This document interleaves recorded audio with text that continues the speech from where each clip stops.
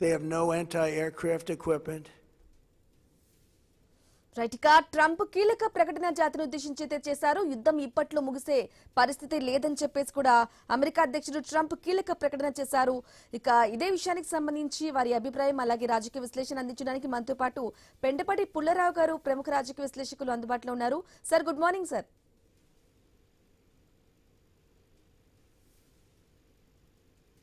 పెంటపడి పుల్లారావు గారు.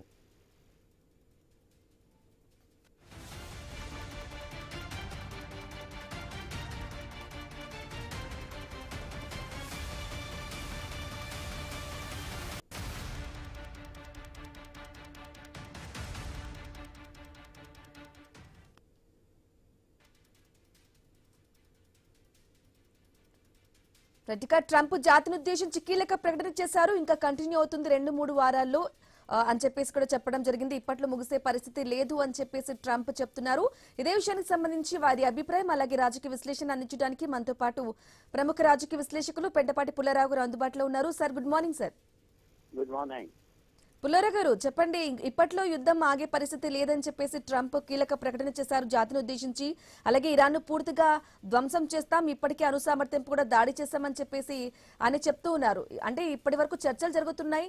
ఒక కీలక ప్రకటన అంటే యుద్ధం ముగుస్తుందేమో అని అందరూ భావించారు. అయినప్పటికీ కూడా ఇంకా కంటిన్యూ అవుతుందని ఆయన చెప్పడం ఏ విధంగా చేసుకోవాలంటారు? మీ అభిప్రాయం ఏంటి? అయితే గత 3 రోజులు బట్టి ట్రంప్కి వ్యతిరేకంగా ఉన్న వాళ్ళు అలా ప్రాపగెండా తీసుకొచ్చారు. ఆఫ్ చేసేస్తాడు, యుద్ధం ఆఫ్ చేసేస్తాడు. ఆయన చక్కగా ఇవాళ 20 నిమిషాలు మాట్లాడి నేను చేసే పనే చేస్తా, ఆగే పరిస్థితి లేదు, ఇరాన్ పూర్తిగా తగ్గించే వరకు ఆగను, ఉన్న పార్ట్నర్స్ ఉన్నారు అక్కడ అరబ్ దేశాల్లో, వాళ్ళని రక్షించాలి. ఇరాన్ కనుక మేము వదిలేస్తే ఇంకా మొత్తం ఆయిల్ అంతా అది అక్కడ తీసేసుకుని ప్రపంచాన్ని ఏర్పిస్తుంది, నేను వదిలే పరిస్థితి లేదు. గత 100 సంవత్సరాల్లో అమెరికా మొదటి యుద్ధం వరల్డ్ వార్లో దాదాపు 1.5 సంవత్సరాలు చేసింది.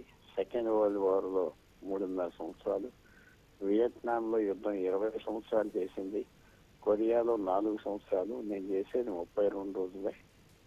ఆగే పరిస్థితి లేదు. చిన్న యుద్ధం, వాళ్ళు అలర్ట్ చేస్తున్నారు. అన్ని చేస్తా, తగ్గించేస్తా, వాళ్ళని దారిలో తీసుకొస్తాను. తర్వాత ఏమన్నాడంటే నాకేమీ అమెరికాకి ఆయిలే అక్కర్లేదు, మా దగ్గర ఎక్కువ ఆయిల్ ఉన్నది, అంతా నా అడ్మినిస్ట్రేషన్ పర్మిషన్స్ ఇస్తే ఎక్కువ తోడుకుంటున్నాం, ఎవరికైతే ఆయిల్ కావాలో అక్కడికి వెళ్ళి ఆయిల్ దెబ్బలాగాలో చెప్పాడు. నేను దారి రూటు మారేది లేదు అని చెప్పాడు.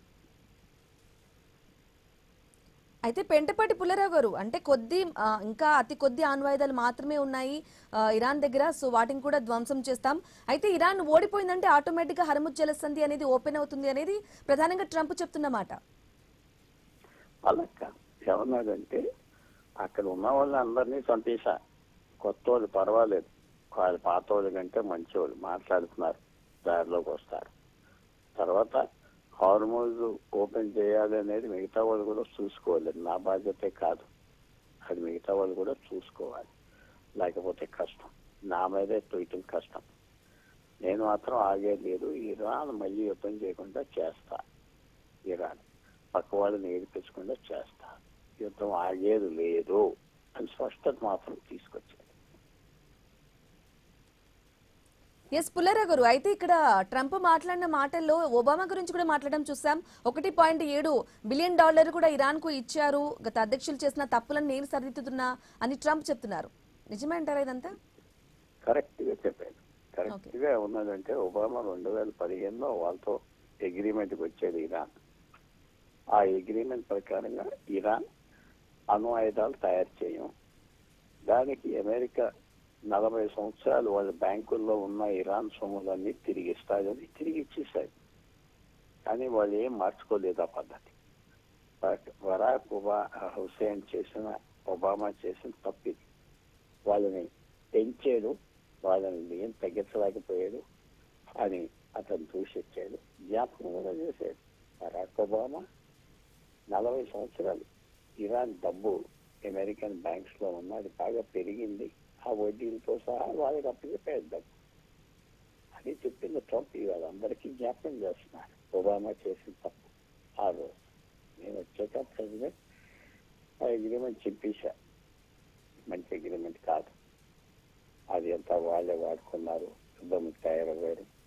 ఈవేళ వాళ్ళ మిసైల్ అన్ని తయారు చేసి యూరోప్ మీద అమెరికా మీద వేయటానికి రెడీ అవుతున్నారు, నేను ఆప్ చేస్తున్నాను అని చెప్పాడు. 20 నిమిషాలు మాట్లాడాడు, చెప్పవలసింది చెప్పాడు.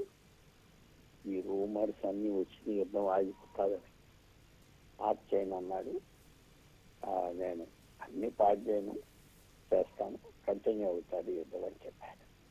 చాలా స్పష్టత తీసుకొచ్చాడు ఆయన. ఏదో అయిపోతుంది, ఓడిపోయాడు, ఏది ఆగేది లేదు, నేనేదో మేము చాలా గొప్ప దేశం, ఇంత గొప్ప దేశం ప్రపంచంలో లేదు, అమెరికా అంతా అవన్నీ చెప్పుకుంటూ వచ్చాడు. చాలా క్లారిటీ ఇచ్చేది. ఇంకా 2 వారాలు జరుగుతుంది యుద్ధం అన్నాడు. ఓకే రైట్ పుల్లారావు గారు, థ్యాంక్ యూ అండి. జాయిన్ అయ్యి మీరు మీ అభిప్రాయాన్ని అలాగే విశ్లేషణను అందించినందుకు.